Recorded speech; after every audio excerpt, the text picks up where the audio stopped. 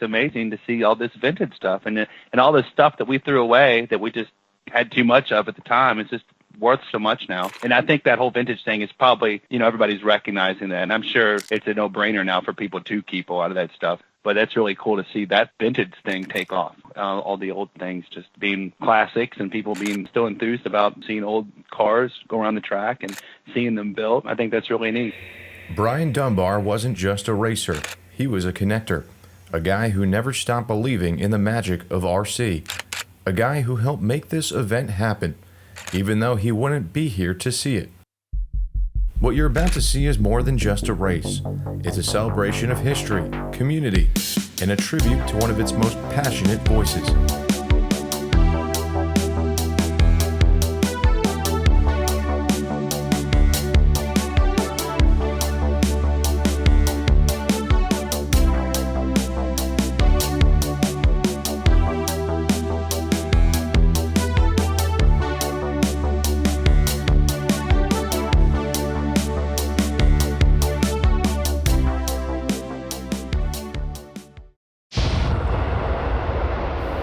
On your average Saturday at Hoosier RC, you'll see a handful of different kinds of radio-controlled cars. But at this once-in-a-lifetime event, modern and vintage RC collide. That means over a dozen classes, from stock to modified, featuring two-wheel and four-wheel dry buggy and stadium truck. The result? Over 150 passionate drivers and 300 special entries, from shelf queens to modded classics. I'm blown away. The event's spectacular. These guys have talked about it for a long time. A lot of people have talked about putting on races like this for a long time, and you wonder when you get these calls like, is this serious, but these guys just went over and above. They're just people that love RC. It doesn't matter if they're associate or low-C or whatever it is, and it's just awesome, the fans. It's very humbling to come here and see a bunch of tribute cars painted like mine with the flying the colors. It's an extremely humbling experience. I couldn't be more honored to be part of that. Somehow, some way, every single person, whether you're rich, poor, or not, has had some kind of RC car in their hands. It may not be the caliber of cars we're racing, but everybody can familiarize themselves with remote control cars. And then to see how people do this on a professional level, it just blows people's minds. But it ties us all together. There's this one network of everybody out there has went through this time in their life that this created a competitive nature. It built you as a person, your morals. There's so many times you refer back to things we did when we were kids racing that built me into who I am today. The track's premier class this weekend is the two-wheel drive buggy invite-only division, reserved for the legends of this scaled motorsport. Open-wheeled, lightweight, and bad fast. The catch? Many of these iconic drivers and cars haven't raced in years, let alone on a hard-packed clay glued surface. Conditions not originally suited for these loose dirt-loving models. But if anyone can make the necessary adjustments, it's the legends. Jay and I are running the oldest cars in the field. Geometry-wise, not really the best for this sticky of a surface, the new modern surface, but the Ultima's been great. It's not easy to drive, but it's very consistent. I've just been enjoying watching it go around the track. It would need a lot of different geometry to be as good as some of the newer cars that the other guys are running, but that's not the spirit of this. I came here to run the car I won the World Championship with, and I'm just enjoying it. Two-wheel drive buggy is referred to as the pinnacle of 1/10 scale off-road RC racing success since it was developed in the early 1980s with iconic cars like the team-associated RC-10. In 1985, the RC-10 took the world stage, sweeping the podium at the very first 1/10 scale off-road IFMAR World Championships. From that moment on, RC racing would never be the same. Fast forward to 40 some odd years later, that I'm that kid from back then. I just happened to be the guy that won the first World Championships. It could have been anybody. It's helped me in my career, my life. I work in the film business. I have radio control cars we use in the film business to film from, and it's incredible. Many RC legends are known for their on-track achievements, but for some, the status is based on their contributions to the community. I've been involved in the sport since '71. That's when I actually started racing. But I started the company Moore's Auto Products, or MIP, in 1978, creating, designing, and manufacturing our products since then. For the last 30 or so years, people have been asking us to bring back something for the 410 legend. The 410 Legend is a conversion kit for the RC10 to convert it to four-wheel drive. Finally, after all these years, I've decided to do something and bring back the last version of what we did. So I'm just here to debut that, to present it, and to get ideas and to make sure that we're actually going to produce, create, and release what people want. It's interesting because I haven't touched one of those cars in 35 years. I've been working at Associated since I was 16 years old. We used those cars and ended up with a V1, a B2, B3, we're up to B7, so you kind of don't use those old cars anymore. Now the whole vintage thing's coming back, and I had to build a car for this race. First time I run the car again, all those same feelings come back. I was setting the car up, you know, and just kind of, it's kind of neat. I get why people are doing vintage. In one legend's case, a reminder of his origin story is in order. Yeah, it's a little strange because I think I'm not a world champion racer, but I didn't win the Worlds, but I raced on the driver's stand with Masami in the same mains, the Kinwalds, the Matt Francis, the Mark Pavitas. I was in those races. They were better than me. They were faster. They did a better job to win those kind of events. They've earned that world championship credibility, whereas maybe at this point I'm a little more known for the J Concepts brand and less from my driving, which somebody has told me before. At first I was kind of like offended, like, oh man, you know, like I thought I was a good driver, but it was actually a great compliment that I was known more for the J Concepts, which at this point, that's the goal. People my generation and my age, the timing's right for them to kind of relive some of these glory days of RC, or your first car, your second car, your most competitive car, whatever. You can kind of get these things now, and I think that's what's generated so much interest. Before the first race even began, the track was already getting people talking. 60, 70, sometimes 80 hours a week got us here.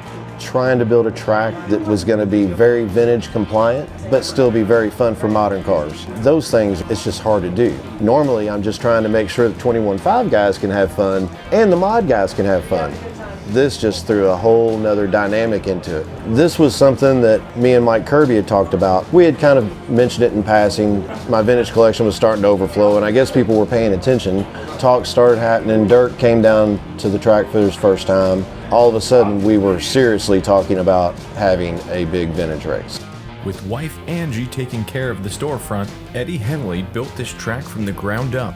And he didn't just want any layout, he wanted a battleground with a nod to history. 97 Worlds at the ranch. If you pull up a picture of the layout, that is 95% correct to the track that they had. It was here in Sonoma, California, where Dunbar came out of nowhere from 9th on the grid to achieve RC glory. A second place podium finish behind his Team Losi teammate and friend Brian Kinwald, who secured Losi's first ever world championship. Dunbar also finished just ahead of the most decorated 1/10 scale off-road racer ever, Japan's Masami Hirosaka. And that was his best finish in the Worlds. That's why I decided to go with these lines on the track. This event is open to many, but the Legends Invite class is a different beast altogether, featuring a 6-round, heads-up, reedy race format. At first I was just going to be the announcer, and everybody forgets I had a racing career because I've been announcing for the last 15 years and I haven't raced for so long. It's just so funny to see the vintage classes run and ball cups popping off and this breaking and that breaking. It's really amazing that we had the skill back then to drive these cars, which were so ill handling for the time, and we're driving them now to the best of our abilities. I mean, I'm actually curious if we all got brand new cars, B7s, you know, how we would all do with those things. When I was a kid, my dad used to tell me I was a legend in my own mind. And here I am, Dad. I've been to a lot of races in my life, but this is pretty special. It reminds me a lot of the Reedy races back in the 90s and the 2000s. I wasn't going to do the race at first. I started racing again and I really liked it.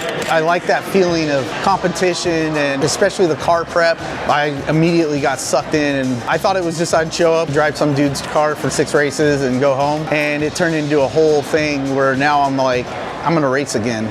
By the time the Legends class rolled out for its opening heat, all eyes were on them.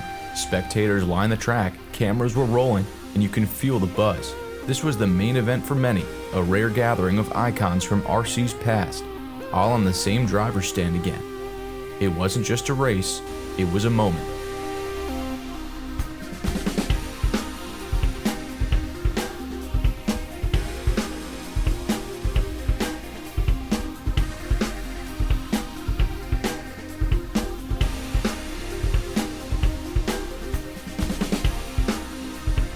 Through Through the first few races, it didn't take long for some familiar names to rise to the top. Al Horn was smooth and methodical. Jason Ruona looked like he hadn't missed a beat. And Kinwald's tribute car, it looked better than ever. But the real surprise was just around the corner. Matt Francis has not driven an off-road RC car since 2005.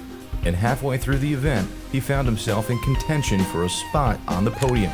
I got to thank Drew Boyd for setting me up with a complete package. Just showed up and the cars were really good. We made a few minor tweaks. We went up on speed, we went down on speed. The track's going through some changes which are challenging that I'm not really used to adjusting to. Just trying to chase it, but at the end of the day I didn't come to lose. You don't go to race, say I hope I get second, right? I mean, I have a very realistic expectation of what I can do, but I didn't come here to lose. My mentality is always win, always has been. But as the competition heated up, so did the emotions. Because for many of these drivers, this event wasn't just about the racing, it was about someone who brought them here.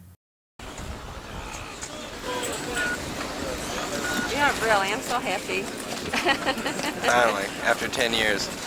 Once again, your top qualifier, Jason Ruona, 12 laps. 97 Worlds is most memorable. Being a part of Losi winning the World Championship, really, it was cool. You know, it really meant a lot to me, and having all my family there was awesome. Being able to perform in front of them means a lot. Your second place finisher, Mr. Brian Dunbar.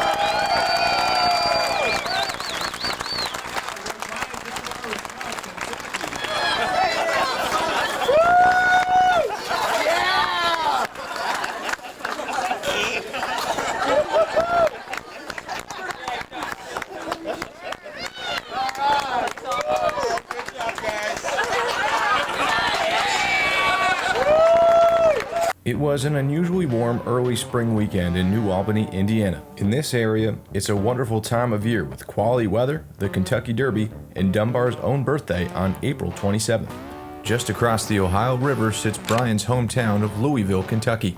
With the support of the Dunbar family, especially his lead mechanic, camera guy, and father Dave, Brian became a top competitor in his region and beyond during the 1/10 scale dirt off-road's glory days of the 90s. Me and Brian Dunbar are best friends our whole life. You know, I've known him since I was 13, 16 years old. We went all over the country racing. He's very monumental in the sport. When we first got into sport, Jason Rona's mom would bring him to the track and drop Jason off, and we'd go down to Florida and race. We'd see him all the time. Back then, there was no true connection like the internet today. If you wanted to see how fast people were, you had to go where they raced at. Down the road is the Hoosier RC Hobbyplex, the site of the J Concepts Vintage Clash of Champions in old school RC reunion. After returning to RC racing in the late 2010s with the help of friends like Jason Grimes, this became Dunbar's home track. He was always seen sporting his signature Nikes. The colors are a nod to his two-wheel drive RC body from the 97 World Championship run at the ranch. Originally, the color scheme was inspired by the running shoes of Olympian Carl Lewis, who broke the world record in the 100-meter dash in Tokyo in 1991. I'm looking at it differently this time. I mean, I go back, I really try to talk to everybody. I try to help everybody out. I try to make sure that they're staying involved, staying enthused, and just trying to maybe bring a little coolness to the track.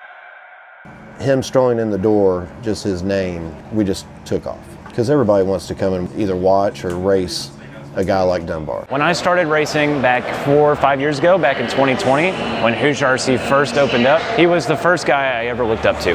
He took me under his wing. I ran the same cars as him. He took me all the races with him and showed me everything he had to know. I was very, very happy to have him. Brian wasn't the only one behind this event, but his fingerprints were all over it, especially when it came to the Legends class. The vision of this race was never what we expected it to be. I mean, we thought, okay, maybe we can pull a couple of these Legends. We didn't think we were going to pull 16 of the greatest ever, you know? Brian and I have been friends for a number of years. We've known each other from mid-90s. We grew up together, basically, racing RC cars and in hotels and traveling around and just sharing stories, man. He's a good dude, one of my best friends on the RC circuit, and I'll miss him greatly. True to his generous spirit, Brian wanted to recognize their impact on RC racing and the work of the organizers by presenting each of them with a Louisville Slugger baseball bat. Initially it was going to be a Q&A session for the Legends. I need to create some RC narrative for them that's impactful to them individualized, but I need to bring in Dunbar into this. And so I just came up with all these little cliff notes and just started cueing it like a game show host, and the emotions poured out. And honestly, those bats were hand designed by Dunbar. We pulled them out together, and it was their schemes. It's like Dunbar knew exactly what he was trying to accomplish with those things. It just made it really impactful. It's like a special last gift. Amazing stuff. Every bat featured a custom paint scheme, handpicked by Brian himself, inspired by each driver. He orchestrated this and more until his untimely passing just the month before. When Brian asked me to do it, I was completely honored and was all in. I started digging stuff out of the basement, man, and every box I opened was just another pile of memories. And I'll be honest with you, Dunbar was in most of them. I met Brian when he was 16 years old, and we have been friends ever since. Even when he wasn't racing at times, I'd be at races. I haven't stopped racing since '95. I'd be at different events all over the country, and Brian would text me, hey man, you need to do this or you need to do that, and most of all, you need to go faster. Quite honestly, when this place opened, that really rejuvenated Brian's passion. He was one of those guys that felt that this environment needed him, and he knew that. So he did a great job at showcasing how it can be done, how it should be done, being a mentor, a leader, all of those things. He was that guy that every area needs one of those guys. And Brian was that guy here.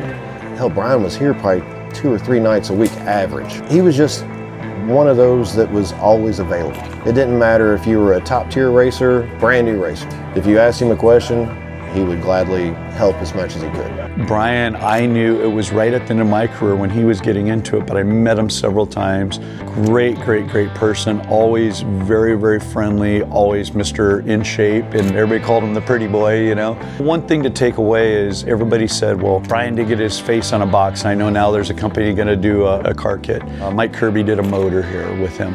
But one thing you can't buy is respect, and respect is earned, and he's obviously respected huge in the industry by everybody. You listen to the stories, countless stories of the impact he made on the sport, people he helped, people he got back into this, and that's what this sport's all about. You know, it doesn't matter your age, your handicap, whatever's going on, anybody can do this, and he was just such a great ambassador to the hobby.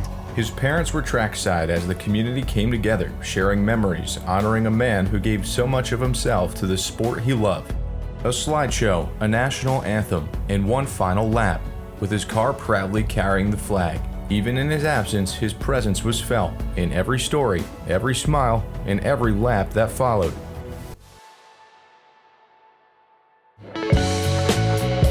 It's Mays Day here at the Vintage Clash, and for the Legends class, the Dunbar Cups, handpicked by Brian himself, are up for grabs. Competitors in the other classes can bring home hardware today too, and some have alternative practice methods. Many drivers brought their entire fleet for their best chance of getting in the pictures at the end of the day. I don't know if it was the smartest thing, but it's been fun. I'm running 4 classes, and I was successful to put them all in the show. So I'll be in the A main and L4. I got to finish at least 1 spot better than where I qualified, and then let the cards be the cards. Eddie did a great job. I mean, the layout is fast, consistent. There's nothing really crazy and large. And you see that we have both vintage and modern cars, and they're all getting around the track phenomenally fine. So he did a great job catering to the vintage community and, of course, the modern community. I was fortunate to race with so many of the legends that are here. Greg Hodap, Matt Francis, all guys that took me under their wing when I was starting, and I got to race with them. And for me, I get to rekindle with many of them. I haven't talked to them in physical form in at least over a decade, so it's just been fun. I want to thank all my sponsors. Even though this is a vintage race and I'm running vintage cars, I am a diehard Losi fan, of course. J Concepts, the best tires in the market. Phantom Electronics have been phenomenal all weekend. SMC Batteries, FDJ Motorsports, and I couldn't do this without my family. It's just been great. With the race program running smooth and the reunion in full effect, Mod Live Media's Jason Bollinger captured old school action shots and behind the scene photos all weekend long. This car definitely turned heads, earning the Best 4-Wheel Drive Award at the Concourse event. It's a 3D Racing Concepts X22.1. Sources say it's a conversion kit that combines parts from an AEB 74 to mimic a 10th technology Predator. Here's a great look at the MX4 Forever, a limited edition machine built by none other than Masaki Hirosaka, the father of RC legend Masami Hirosaka, who also played a role in the design. Only 100 of these were ever made, and this one is number 74. A replica of Hirosaka's 97 Worlds car was also on display. And it may not be Dunbar's original Double X from 97, but this carefully rebuilt one from Drew Boyd and Robert Stevens went a long way. And those weren't the only 97 Worlds cars in attendance. To kick off the final day of the event, Eustace Moore and Gabe Boudreau took to the track. one behind the wheel of a flag car, the other in a Kinwald tribute car. The moment set the tone for what came next, a $10,000 donation from Team Associated to the Crohn's and Colitis Foundation, honoring the legacy of RC legend Brian Kinwald. He's not here anymore to see this, but he's with us in spirit. What do you think he'd think of this event? He would be beside himself. Because this is the perfect event for a Brian Kinwald. And what's funny is all the guys that are here are like fans of Brian Kinwald. Like, so even like a Matt Francis, even the Brian Dunbar, myself, whoever, we have the guys that we like following too. The best 4 of 6 rounds determine who will hoist the Dunbar Cup for the first time. Al Horn was in prime position with his Associated B3.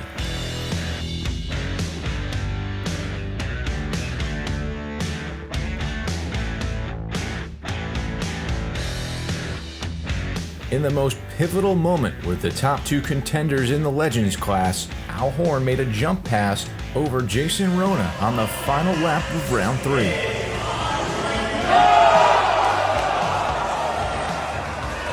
But I always tell people, you know, if you're consistent, then you start wrecking, you're getting faster lap times. If you're constantly getting a faster lap time, you're getting better.